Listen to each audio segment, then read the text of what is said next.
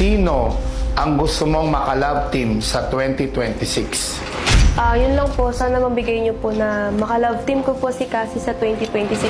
Sino pa po ba? Siyempre po, yung pinaghihirapan ko po ngayon sa challenge. Siyempre, si Hailey po. Para po sa akin, syempre po, yung mga pinaghirapan ko po ay ayoko po masayang yung lahat. Kaya ang pipiliin ko po ay si Miles po talaga. Simula pa naman po ng audition, sir, si Brio na po ang pinili ko. Kaya po ngayon, ang gusto ko pong maka-love team ay siya pa rin po.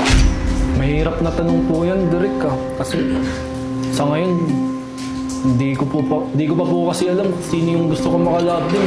Kung ako po tatanungin, gusto ko pa rin po ka-love team, syempre po si Yakma. Para sa akin po is, nalilito po kasi ako kung sino yung pipiliin ko, kaya kayo na po mag-decide direct. Aba, syempre naman po, si Mish pa rin ang pipiliin ko kahit hindi po sa 2026. Lagi ko po siyang pipiliin.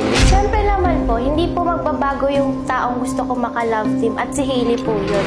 Siyempre po si Miles pa rin and hindi ako magsasawang piliin si Miles. Siyempre naman po tayo, si Brian pa rin po. Hindi ko rin po alam kasi naguguluhan din po ako sa mga nangyari. Ano ang masasabi mo sa nag-abot sa iyo ng panyo? May nagbigay sa iyo ng bouquet. Anong reaction mo dito? Paano naman yung nagbigay sa iyo ng chocolates?